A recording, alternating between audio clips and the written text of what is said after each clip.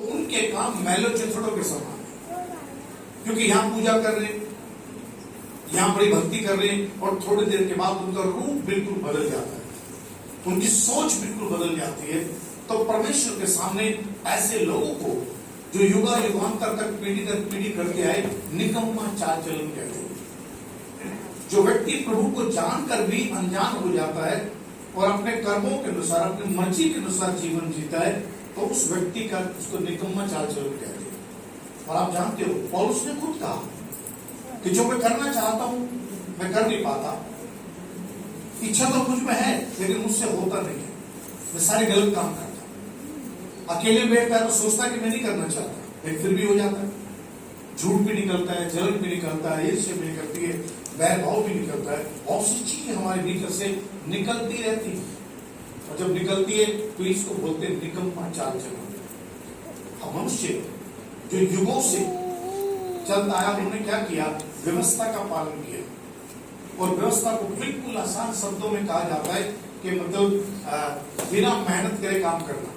व्यवस्था वो थी, गुनाह कर दिया, तकलीफ पहुंचा दी, किसी को बर्बाद कर दिया, और उसके बाद पूजा पाठ कर दिया, उसके बाद जाके भेंट चढ़ा दी, बलिदान दे दिया, और जाके याजक के पास चले गए कि मेरे गुनाहों की माफी मांग ले, मुझे माफ कर दे, मैंने गुनाह तो कर दिया, ले कबूतर, ले बकरा, ले भेड़। लेकिन क्या इससे हमारे गुनाह माफ होते? आज उसका रूप दूसरा आ गया है।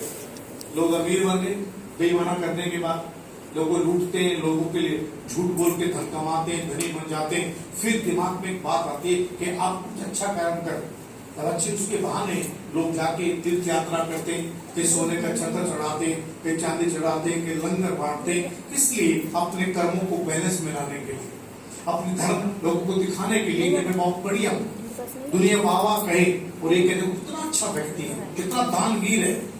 लेकिन इससे सामाजिक तौर पर तो खुशियां मिल सकती है, लेकिन प्रभु की ओर से स्वर्ग नहीं मिल सकता, प्रभु की ओर से मोक्ष नहीं मिल सकता, परमेश्वर की ओर से हमारे गुनाह माफ नहीं हो सकते, क्योंकि मनुष्य आसान रीति अपनाता है, क्योंकि उससे कठिन सब कठिनाई के काम उससे होते नहीं है। गुनाह किए 1 साल में वो जाके गंगा जी में नहा के आ गए, गुनाह किया यात्रा करके आ गए। इससे क्या होता है, अपने आप को समझाते कि मैंने बड़ा अच्छा काम किया है, लेकिन नहीं, जहां जा रहे हो वहां कोई शक्ति नहीं है जो तुम्हारे गुनाहों को माफ कर दे, वहां कोई शक्ति नहीं है कि तुम्हें मोक्ष दे दे, वहां कोई शक्ति नहीं है कि जो तुम्हारे मन का परिवर्तन कर दे। ये कभी नहीं हो सकता, ये मात्र अपने आप को धोखा देने वाली वस्तु है। हम जब धोखा करते आ रहे हैं, और हमारे परदादा हमारी पीढ़ी दर पीढ़ी करते आए हैं, लेकिन इस अंतिम युग में प्रभु यीशु जब आए, जब उसने कहा नहीं, बलिदान से मैं खुश नहीं होता, मैं अपने बात के मनवाने से खुश होता हूं, यानी मैं अपनी आज्ञा को मनवाने से। और जब हम प्रभु की आज्ञा को मानते हैं तो हमारे जीवन को परमेश्वर मोक्ष की ओर लेकर जाता है, स्वर्ग की ओर लेकर जाता है। आपने कभी सुना है कि कोई मसीह आदमी मर गया हो और किसी ने कहा हो गई वो घूम रहा था भूत बन के? कभी सुना है आपने? नहीं।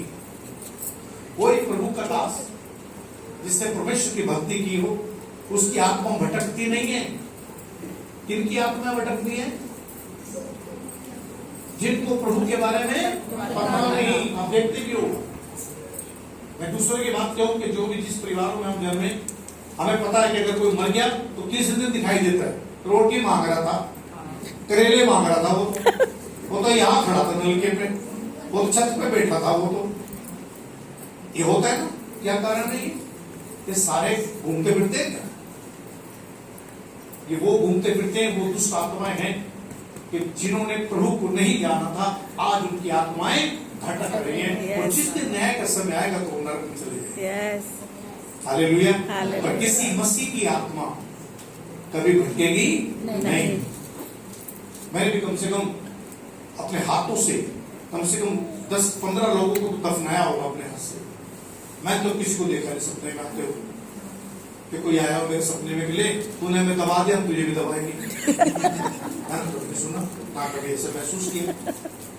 क्योंकि ये बात एक काल्पनिक बात है, पर जो प्रभु के साथ चलता है उसके जीवन में तो काबिल होता है। हालेलुया, उसे शांति मिलती है, उसे मोक्ष मिलता है। इसलिए यहाँ पर लोगों को समझाया गया पतरस ने, और ये कहा कि तुम्हारा निकम्मा चाल चलन जो बाप-दादाओं से चला आता है, लेकिन अब अंतिम युग में पुत्र के द्वारा जिसने अपना बलिदान दिया, उसने अपना खून बहाया। जो बलिदान व्यवस्था में देते थे कबूतरों का, बकरों का, भेड़ों का, और जो आज उसका रूप चेंज हो गया प्रसाद के रूप में, आज उसका रूप चेंज हो गया दान के रूप में, लेकिन इनसे मोक्ष नहीं, सिर्फ प्रभु यीशु के लहू के द्वारा, उसके बलिदान के द्वारा हमें जीवन मिला है। तो प्रभु के बच्चों, जब हम इस प्रभु भोज में भाग लेते हैं, तो प्रभु भोज भाग कोई रीति रिवाज नहीं, ये परमेश्वर का वो कार्य है कि जो हमें याद दिलाता है। जब यीशु ने कहा था कि जब जब तुम मेरी याद में इकट्ठे होते हो तो ऐसा ही किया करो। हालेलुया, उसकी याद में, अपनी याद में नहीं कि हम लोगों को खुश करने हैं, उसकी याद। हम ये कहेंगे प्रभु आपने हमें मोक्ष दाता, मोक्ष के रूप में आगे बढ़ा दिया, आपने हमें उस रास्ते को आसान बना दिया जिस रास्ते में चलकर हम प्रभु तेरी महिमा कर सकते हैं। हालेलुया, आज पूरी दुनिया में प्रभु यीशु के नाम पे डंका बज रहा है। आप ये मत समझिए कि दिल्ली शहर में, वजीरपुर में हमें 50-60 लोग, 70 लोग यहाँ बैठे हैं, ना जाने कितने लाखों लोग आज के दिन में प्रभु की महिमा कर रहे हैं। कितने लाखों लोग हैं जो पवित्र आत्मा से रूबरू होते हैं, कितने लाखों लोग हैं जिनके जीवन के सब, जिनकी शैली को परमेश्वर ने अच्छा बना दिया। कितना तकलीफ में हो, कितना चिंता में हो, लेकिन प्रभु के पास जब हम आते हैं तो परमेश्वर अभिषेक से भर देता है। हालेलुया, और आप ये खुद जानते हैं, अगर एक दिन भी आप प्रार्थना में नहीं आओगे, एक हफ्ता भी, भले ही आप घर में रहोगे, लेकिन पवित्र आत्मा आपको बार बार याद दिलाएगी, मेरे बेटे कैसे भी कर मेरे पास आता, थोड़ी देर के लिए तो आता। जैसे आप जानते हो, मैंने एक बार कहानी सुनाई थी, एक व्यक्ति को, छोटा बच्चा था, उसको पेड़ से प्रेम हो गया, वो पेड़ भी उससे प्रेम करता, तो बच्चा खेलने जाता था, और जैसे वो खेलने जाता था तो पेड़ झुक जाता था, वो बच्चा फल तोड़ता था, उसके पत्ते तोड़ता था, पेड़ बहुत खुश होता था। लेकिन जब वो खेल के जाने लगता था तो पेड़ आवाज देता था उसको, मैं तुम्हारी राह देखता हूं, आना जरूर। उसने कहा हाँ, वो खेल के चला गया। थोड़े दिन बड़ा हो गया, फिर उसने आवाज मारी, तू आता क्यों नहीं? मैं तेरी राह देखता हूं, क्योंकि प्रेम करता हूं। बच्चा कहता नहीं, मैं बड़ा हो गया, खेलने के लायक नहीं रहा, समझ आ गई, होता नहीं बात। छोटा बच्चा बहुत खेलता है, थोड़ा बड़ा हो जाए तो फिर एक्टिंग में आ जाता है, तो एक्टिंग में आ गई। उसने फिर बोला, मैं तेरी राह देखता हूँ, तो आता क्यों नहीं? तू खा, मेरे पत्तों को तोड़, मुझे फ्रूट को ले, मैं देने के लिए तैयार हूँ। वो फिर आया, फिर तोड़े, फिर खेला, फिर चला गया। उसने कहा तू जा रहा है, मैं तेरी राह देखता हूँ, चला गया। फिर जवान हो गया, फिर जैसे वहां से गुजरा, फिर उसने आवाज मारी, यार तू आता क्यों नहीं? मैं तेरे इंतजार करता हूँ, मैं तुझसे प्रेम करता हूँ।